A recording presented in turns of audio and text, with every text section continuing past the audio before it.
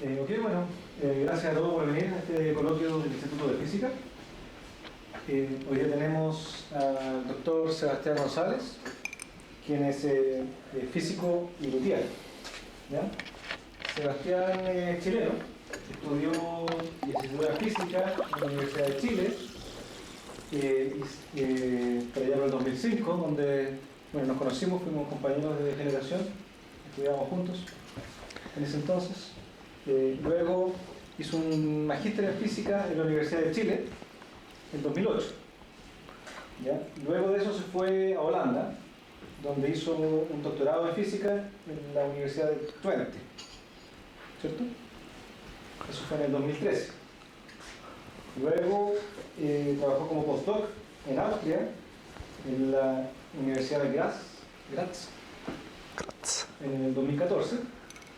Luego volvió a Chile para trabajar como postdoc en la Universidad de Chile entre los años 2016 y 2018. Luego vino algo interesante. Hasta ahora una carrera académica típica de un doctor en física, o un físico, ¿cierto? Pero desde 2002, durante el 2018-2019, emprendió una nueva ruta, muy interesante. Ahí se dedicó a ser luthier, que es la persona que fabrica instrumentos musicales, o de cuerda, tienen que ser de cuerda, ¿cierto? No, pueden ser... Gracias por la corrección. De viento. Experimentó en el desarrollo de técnicas para hacer instrumentos, en particular guitarras, y eso fue durante el 2018-2019. Ya ese ha sido uno de los proyectos en los cuales ha estado trabajando Sebastián en los últimos años. Luego, dada esta inquietud de aprender sobre cómo hacer guitarras y su inquietud por la física, nos va a contar Sebastián un poco más de su historia, pero en resumidas cuentas se va a ir a trabajar ahora a Italia, en el Museo Stradivarius, para justamente desarrollar investigación asociada a la construcción de instrumentos o sonido asociado a instrumentos en este Museo Stradivarius. Así que espero nos puedas contar un poquito más de esa experiencia y después sobre lo que nos convoca. Muchas gracias. Muchas gracias por la invitación. Yo conocí a Nico hace como 10 años y el año pasado nos como recontactamos y yo estaba haciendo el postdoc en coloides y él dijo como, qué interesante, podía venir a una charla y yo pensaba darle la charla acerca de los coloides como la parte física, simulaciones, bla, bla, bla, pero entre que me invitó a dar la charla y que ahora salió más oficialmente lo de la posición en Italia, así que decidimos darle como una orientación más musical, casi especulativa, porque no he hecho mucho en términos científicos de esto, pero sí he hecho guitarra y un poco de investigación bibliográfica, todas esas cosas que hacemos como científicos. La imagen que está acá es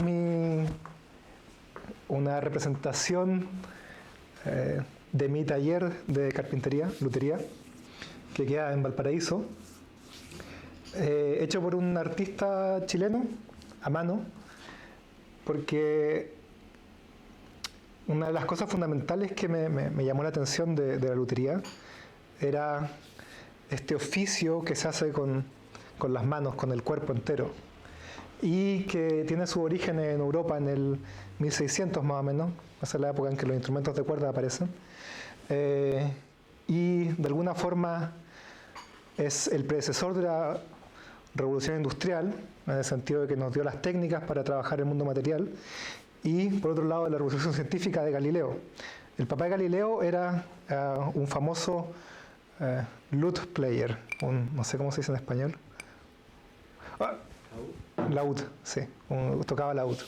Y en su casa tenía experimentos con cuerdas de diferentes tamaños, de diferentes grosores, y estudiaban cuál era la relación entre el grosor de las cuerdas, el largo de las cuerdas y el tono que daba. Entonces Galileo nació en este método experimental asociado a la lutería, y después fue aplicarlo a cosas más mundanas como una pelota cayendo por un plano inclinado, que voy a volver al final de la charla sobre eso. Una pregunta, ¿alguien toca instrumentos acá? 5. ¿Qué cosa? 6. ¿Qué instrumentos? Guitarra, piano. Ya. Y ustedes saben cómo funciona, ¿no? ¿Sí? Más o menos. Ok, ya. Porfa, interrúmpanme en todo lo que quieran y ojalá esto sea como una conversación. La hice en inglés para reutilizarla después, porque espero hacer esto mismo otras veces. Oye, y creo que es la primera vez que voy a hacer este tipo de charla, así que ustedes van a ser los conejillos de India. Espero que no sufran mucho. Primero, ¿qué es una guitarra? O sea, si yo quiero estudiar una guitarra, las guitarras no son, no sé, árboles que crecen en la naturaleza o neutrones que son partículas de la naturaleza, sino que son objetos hechos por humanos, para humanos, que tienen ciertas características que uno reconoce como una guitarra. Las guitarras tienen 6 cuerdas, son de madera, uno piensa, ¿sí? Tiene una cierta forma como de pera o, no sé, mujer. ¿Quién hace las guitarras? ¿Alguien? ¿Respuesta? Un luthier. Ahora, seguramente las guitarras que ustedes tienen son guitarras chinas, que están hechas en una fábrica donde cada uno hace Adam Smith, división del trabajo, y cada persona hace un pedazo de ella. Antiguamente, uno asociaba un instrumento musical con un artesano. Entonces las guitarras tienen nombre de persona. Una Torres, por ejemplo, por el famoso español que hacía guitarra. ¿Qué es lo que hace a una guitarra que suene bien? ¿Una pregunta? Es una pregunta. ¿Los materiales? Los materiales, la manufactura. La forma. El que lo toca. La forma. ¿La qué? El que lo toca. El que la toca también, sí. Hay una intersección entre el instrumento y el que lo toca. Ahora, sonar bien es un término bastante difícil de agarrar. Subjetivo. ¿Por qué? Porque es una experiencia, un fenómeno que uno vive. O sea, a mí me gusta cómo suena eso. Y en la medida que uno toca, uno va descubriendo más sonidos dentro del sonido, y uno va metiéndose en la experiencia y dándose cuenta que hay, no sé, armónicos que suenan mejor acá, otros que suenan peor, etcétera, etcétera, etcétera. Entonces, la respuesta de cuál es ese sonido o cómo hacer una guitarra que suene bien tiene que ver con cómo hacer la guitarra y entender cómo medir ese sonido que suena. Que uno asume tiene que ver con la física, el objeto material, las ondas de presión que llegan al oído, ¿cierto? Y la estructura de esas ondas de presión. Entonces esto es, para mí, una mezcla entre física, acústica, porque uno hace sonido con la guitarra y el sonido llega hacia ustedes. Si no hay esa transmisión, como el campo lejano de las ondas de sonido, no escuchan nada. Y la magia de algunas guitarras o violines tiene que ver también, entre otras cosas, cómo se proyecta el sonido en el espacio tridimensional. Y aquí agregué antropología experimental porque el hacer las guitarras no es una ciencia, es mucho más un arte. Es una tradición, hay un montón de secretos, hay un montón de técnicas que uno usa para hacerla. ¿De dónde viene la guitarra? El nombre laúd, que es árabe, viene del hecho de que una de las teorías es que el nombre laúd se refiere a que la tapa está hecha de madera. Al-ud, de madera. A diferencia de los tambores que son hechos de cuero. Y en un tambor Los modos normales son bastante simples, es un tambor esférico, tienen tono nomás y uno puede hacer ritmo. Y uno piensa como en música africana, taca, taca, taca, taca, taca, es donde el ritmo es más importante que la melodía. En cambio, en una tapa de madera, los modos normales son más complejos y tienen un sonido, un timbre que es diferente y que permite desarrollar a uno melodías, que es la base de la música occidental. A diferencia de, por ejemplo, la música india, que son más notas continuas de bu. La música occidental uno la entiende como pa pa pa pa pa pa pa pa pa pa pa pa, notas cortas que van creyendo una estructura.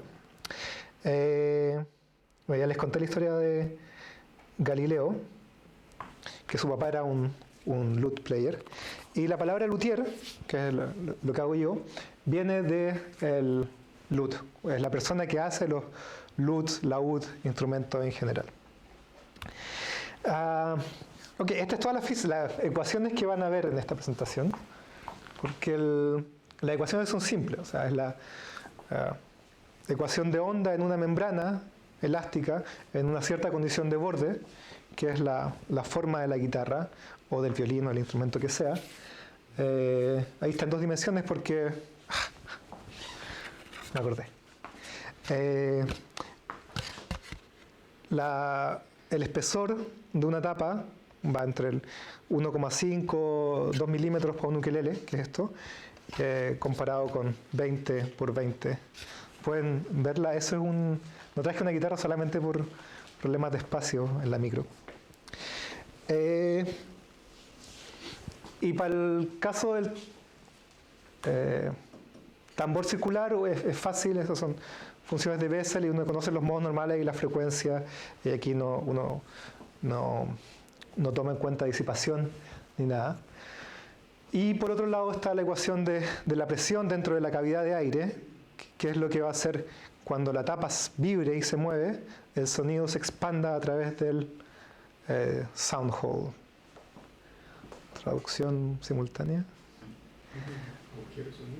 El hoyo de sonido. El hoyo sonoro. Suena pésimo. ¿El hoyo que suena?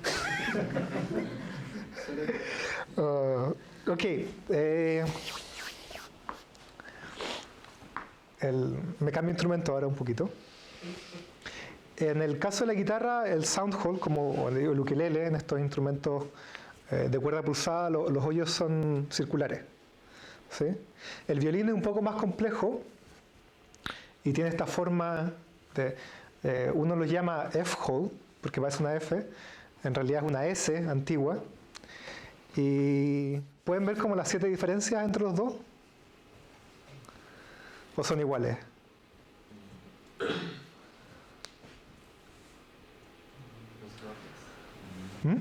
Los bordes son más precisos en la cordera izquierda. Sí, estas son 2 fotos de violines, uno mejor cuidado que el segundo. ¿Sí?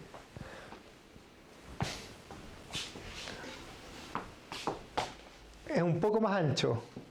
¿Sí? La curva aquí es más plana. Este tiene una forma como un poco más levantada. Los ángulos son distintos. Hay un montón de sutilezas ahí. Uno puede hacer, es re fácil, uno toma un scan en 3D y saca todos los puntos, hace un SLT, pero eso es demasiada información. O sea, la información de un violín son muchos menos parámetros. Uno puede escribirlo como 2 agujeros separados a una cierta distancia en la vertical, otro poco en la horizontal, y una línea suave que los une. ¿Cierto? Para hacer esto no hay una receta. No hay una... lo que hacen los luthieres es toman un modelo, no sé, Stradivarius, y le mueven un poquito el ángulo, le ganan un poco el círculo, o cuando lo cortan queda un poco mal, lo que sea. Y eso va creando diferentes sonidos. Hay un paper buenísimo que salió hace poco, donde muestran que la variable que históricamente evoluciona en el desarrollo de los instrumentos musicales. Esto es más o menos es un fiddle del siglo XI, pasando por diferentes instrumentos, va cambiando su forma de una manera evolutiva a una forma que maximiza el perímetro, minimizando el área. ¿Por qué queremos minimizar el área? Porque si hay aire, la estructura del violín es más blanda, por lo tanto se vuelve más frágil. Y lo que muestran estos tipos es que es en el borde de la superficie donde el sonido es emitido. Entonces, al aumentar el perímetro, hay más proyección sonora.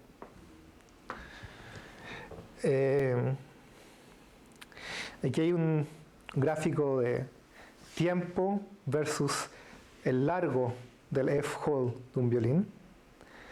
Y los Amati, Stradivarius y del Jesu, que es el verde que está acá, son las como tres familias o tres corrientes de violines del 1700, 1600, en Cremona, que es un pequeño pueblo al sureste de Milán, donde el craft de hacer violines llegó a su máxima expresión.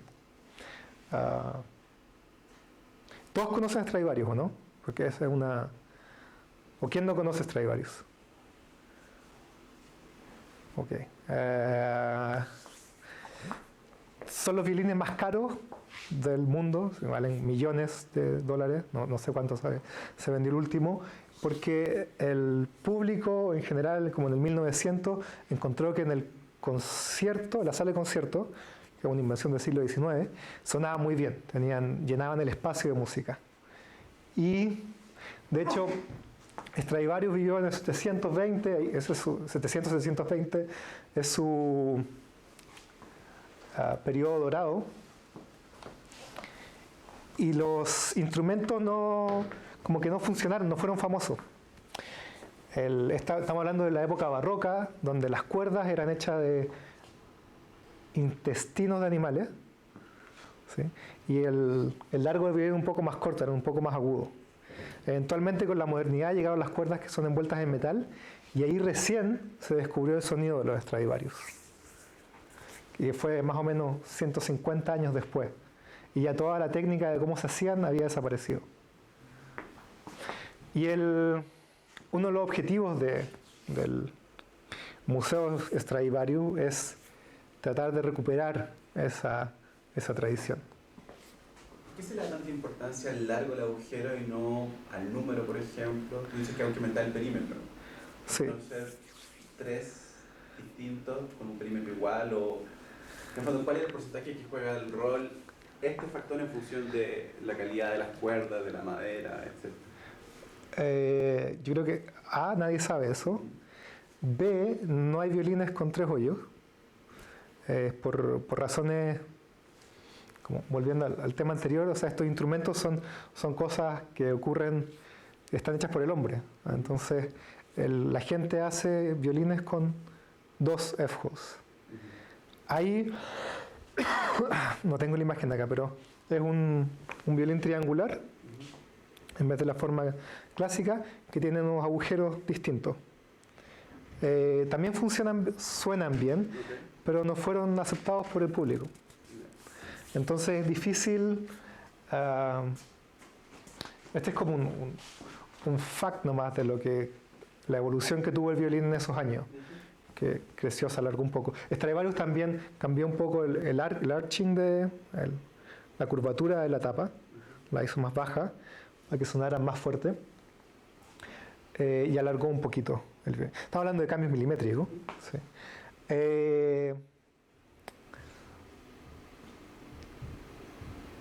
Yo creo que tu pregunta esa es como la clave. ¿Cuál es si hago otros hoyos, si hago otras cosas, cómo va a sonar?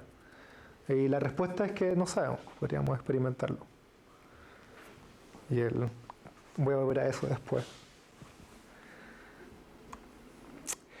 ¿Qué más pasó con la evolución del violín?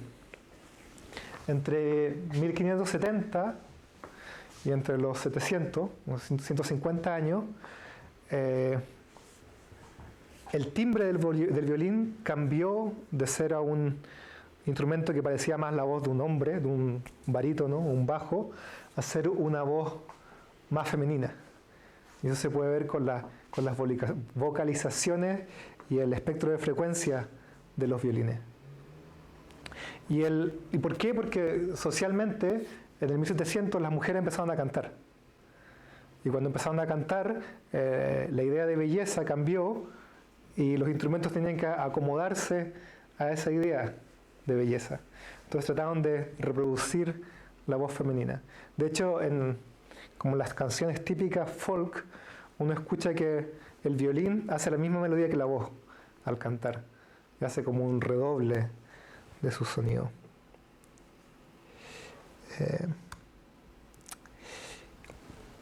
¿Qué he hecho yo, por ejemplo? Tengo un amigo que es cumbiero y quiere una guitarra que tenga buen bajo, para hacer pam, pa, pam, pam, pam, pa, pam, pam, que suene bien. En términos de diseño, ¿cómo traduzco eso? O sea, yo sé que puedo, por ejemplo, alargar las cuerdas, ¿sí? Como un bajo tiene cuerdas más largas, por lo tanto la frecuencia fundamental es más baja. Pero si quiero tener una guitarra que tenga unas ciertas características, por ejemplo, un estudio es cambiar la forma del soundhole. En vez de hacerlo redondo, hacerlo ovalado. En un montón de guitarras yaceras, por ejemplo, francesas de los 60, aparece este modelo de guitarra. ¿Y qué hace?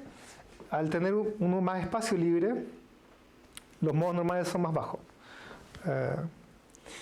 Para darse una idea de cuánto uno puede cambiar, no es mucho cambiando solo el F-hole, es un design parameter que tiene poca influencia. El tamaño estándar es el azul, estos son los diferentes modos normales, las frecuencias que tienen. Para soundholes más grandes, las frecuencias fundamentales se hacen más altas, un 3%, pero si hago una elipse se hace un poco más baja. El problema es que las frecuencias más altas empiezan a cambiar en direcciones que no conozco. Y ahora, aún más, el problema es que yo no sé qué es un sonido cumbiero, qué es un bajo cumbiero, si quiero esas frecuencias altas o no. No tengo una fórmula que me diga, para ese sonido quiero este tipo de respuesta sonora.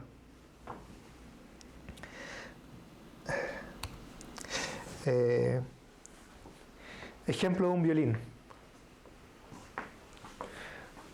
El espectrograma todos lo saben qué es o no, o alguien no sabe qué es. Es como una FFT por ventana donde tengo la intensidad en color como función del tiempo. ¿Sí? Esta es una nota de un violín al aire libre. O sea, al aire libre. Al aire. Y las dos imágenes son distintas. Una tiene como muchos más sobretonos agudos ahí. Esta es más fome, pero decae de una manera más larga, tiene más duración. Ahí está la diferencia entre un violín nuevo y un violín antiguo. La pregunta es ¿dónde? ¿Cuál es el nuevo, perdón? El nuevo es el de arriba. Tiene más power en las partes de arriba. Quizás es más brillante el sonido o más cristalino. Pero esos dos violines son, digamos, el mismo modelo, tienen el mismo soundhole, o digamos, estamos estandarizando todas las variables. O sea, no podéis estandarizar todas las variables. Ese es uno de los... Podéis tener el mismo modelo, pero no hay dos trozos de madera que sean iguales. Entonces, el espacio de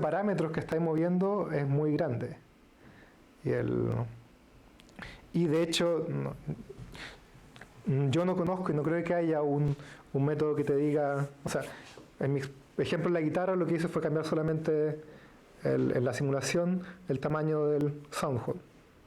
Eso es fácil, pero ahora si le agrego, no sé, diferentes materiales o diferente espesor, ¿se mantiene esa relación o no? ¿Son relaciones lineales, no lineales?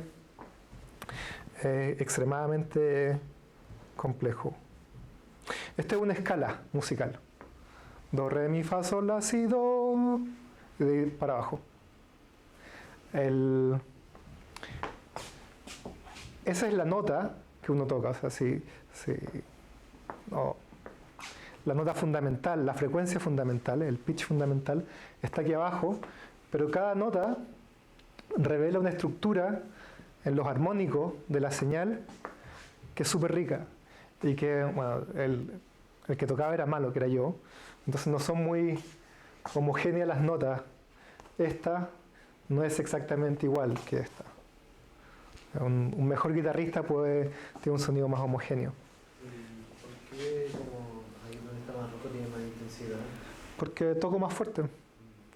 La intensidad total de la nota seguramente no es igual. ¿Sí?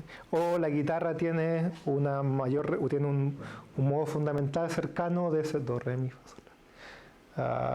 Es un la, creo. Entonces, si estáis cerca de una resonancia en la guitarra va a sonar más. Y lo que uno quiere es que las resonancias del cuerpo no queden exactamente en las notas que uno está tocando, porque voy a tocar una escala y de repente toco una, ¡pam!, que salta. Disculpa, yo no sé mucho de música, ¿verdad? Cacho que cuando tú haces un do en la guitarra pulsas todas las cuerdas, pero también entiendo de que cada una de las cuerdas representa una nota. Cuando dices que tocas una de ellas, tocas una, sí, según ya. pulsas aparte. Esa es la diferencia entre un acorde y una nota. Las escalas son hechas de notas, o sea, una sola cuerda tocada en un solo fret, en diferentes lugares, y cuando uno hace un acorde, lo que en general hace es tocar una división de la octava. La octava...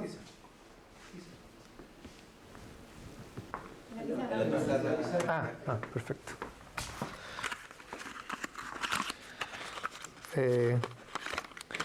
Una característica del sonido es que la nota que uno escucha acá y la que uno escucha ahí es la misma.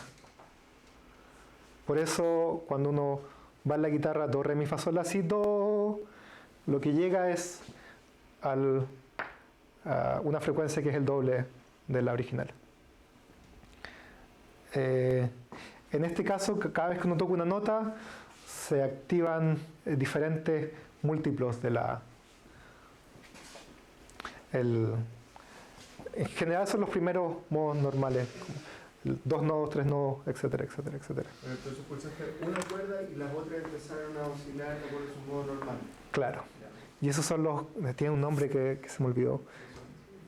Sí, resonancia...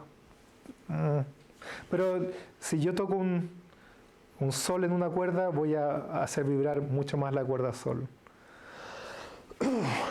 Y ahí está, esa es una visualización re mala hecha con un micrófono. De hecho, he grabado con esto. Pero uno puede ver la estructura del sonido. Disculpa. Bueno, ahí en el gráfico se nota también, no sé, por ejemplo, los armónicos que se construyen, por ejemplo, al inicio, en el primer do, están súper como cercanos entre ellos, como en distancia de magnitud de la frecuencia. Esto. Claro, y por ejemplo ya en medio que ya, no sé, están más separados. Están más separados. Claro. ¿Y eso qué significa? ¿Que en el fondo una nota más baja tiene más armónico? Presente, creo que significa eso. Esta guitarra, todo el mundo me dice que tiene un muy buen bajo. Yo creo que asocio eso con que ese, no sé qué nota será, pero un sol o un la está siempre presente cuando toco cualquier cosa por ahí arriba. Sí, no sé cómo leer esto. Y es una... Creo que como el área de investigación va por allá. Cómo esto se traduce a descriptores fenomenológicos. Como el sonido es dulce, o el sonido es... bla, bla, bla, lo que sea.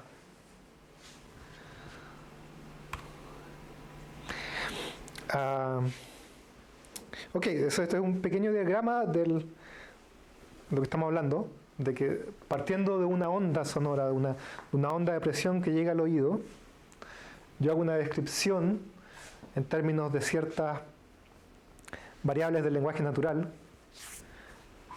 que tienen que ver con el objeto material, pero también tienen que ver con mi propia experiencia. Entonces, para mí eso es una... 10 minutos. 5? 15.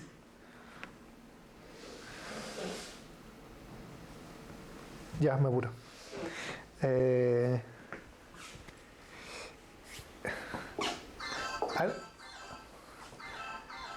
¿Han hecho catas de vino? Sí, uno. En la casa, no sirve. En la casa. Yo hice hace una semana con una profe y habían 10 personas. Muy entretenido porque diferentes subjetividades encuentran olores similares. Y por ejemplo, en el grupo que habíamos, los 10, habían 2 que olían pichí de gato en el vino. Y que todo el resto del mundo no lo sentía, pero que estaban ahí según la catadora. Ok, una forma y voy a empezar a poner un poco más, de hacer esa correlación entre variables del espectro es tomar diferentes variables estadísticas de esa foto, no sé, la centroide, la kurtosis, bla, bla, lo que uno quiera, y correlacionarlo con algoritmos de inteligencia artificial, training no supervisado, etcétera, etcétera, etcétera, con las descripciones que uno hace. Y uno se da cuenta, por ejemplo, que la irregularidad del espectro no tiene nada que ver con nada, una mala variable, mientras que la centroide del espectro sí correlaciona con qué tan redondo es un sonido.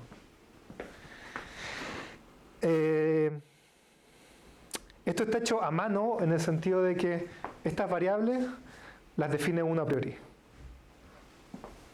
De hecho, es parte del trabajo que voy a hacer en el lab. Uno también podría pensar que dejar al computador que encuentre solo, inteligencia artificial, cuáles son los PCA, Principal Component, del sonido que entregan una correlación con la descripción fenomenológica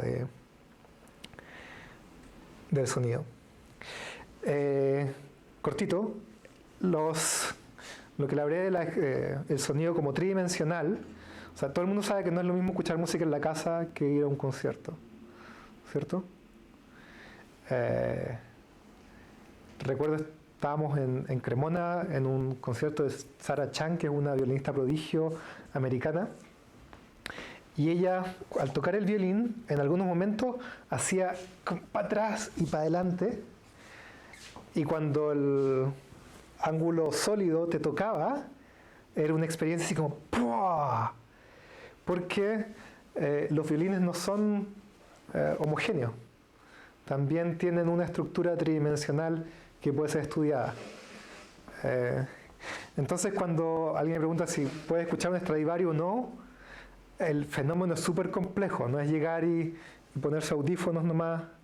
La riqueza de la experiencia es difícil de capturar en un experimento como simple. Ok, dije que esto iba a ser así, la ciencia, eso era la ciencia, y el arte de hacer violines o guitarra. Para mí son todos lo mismo, son como instrumentos musicales de madera. Yo les voy a contar un poquito, en 5 minutos o menos, de cómo empecé a hacer guitarra y las tradiciones que sigo. al terminar mi doctorado en Holanda, me conocí a mi ex mujer en Alemania y la familia de ella hacían violines desde el 1700 más o menos, 13 generaciones. Y el taller era más o menos como esto. Sí, una cosa llena de instrumentos, falta un poco de luz, pero con un...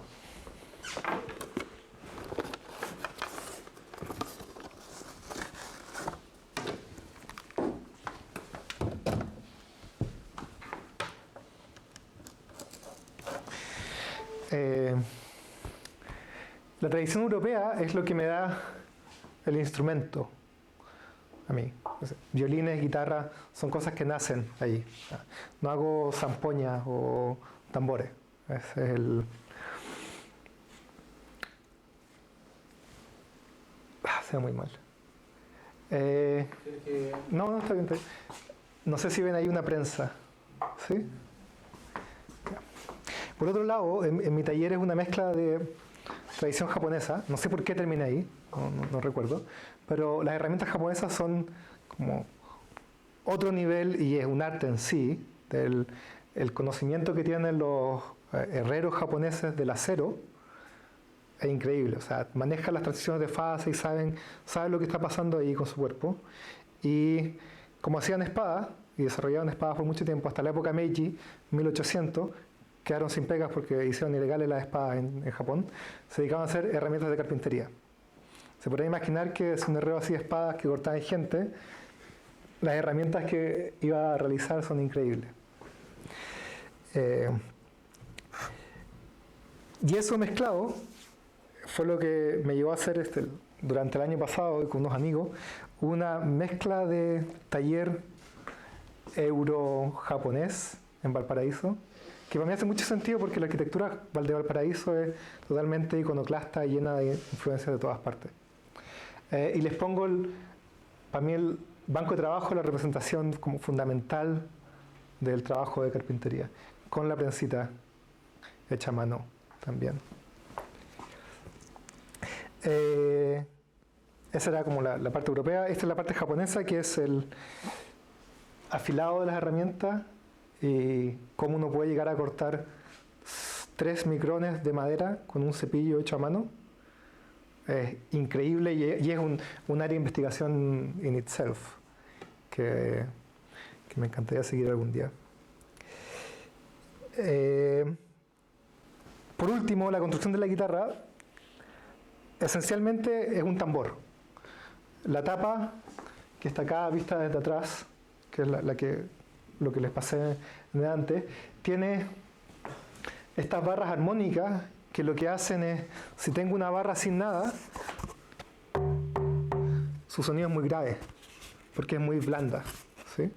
Y en el 1600, más o menos, se descubrió que agregando pequeñas barras longitudinales, uno podía aumentar la stiffness a lo largo, en un factor 3 más o menos, sin cambiar la stiffness transversal. Y eso es como la gracia de hacer guitarra. El resto, los lados y el mango son esencialmente un mueble. No tiene mucho interés científico, diría yo. Y esto, Mersenne, que es el famoso tipo de los primos de Mersenne, que es 2 a la n-1, ¿sí? En el 1600 ya nos describe como el research problem, que es un problema de optimización en que la calidad del sonido de un lute depende, bracing, se llaman estas barritas que uno pone, que no debe ser ni muy fuerte ni muy débil. O sea, si uno tiene un potencial, si lo hace muy débil es malo, como pensando en la loss function, y si es muy grande también es malo, y algún punto entre medio está el óptimo. ¿Sí?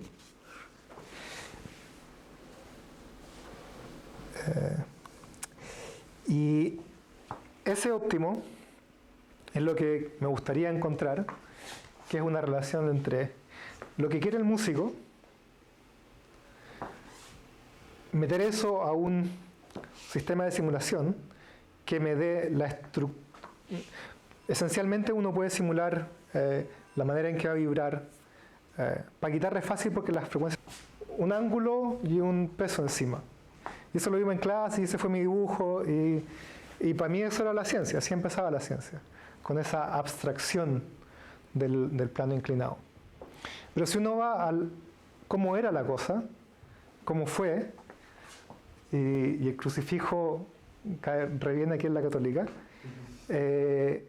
era mucho más materialmente complejo que una abstracción de decir que es un plano a un cierto ángulo, sino que es un pedazo de madera que alguien hizo a mano, que alguien cepilló, que tuvieron que de hecho hacerle un pequeño canal para que la bola de acero no se caiga para los lados, que se sube en un pisito con un cierto diseño, en un piso de mármol, donde tengo todo un mundo material asociado a la ciencia, que es algo que nunca encontré aquí en esta abstracción y mis simulaciones computacionales, pero que acá creo que es súper patente. Y eso. Gracias.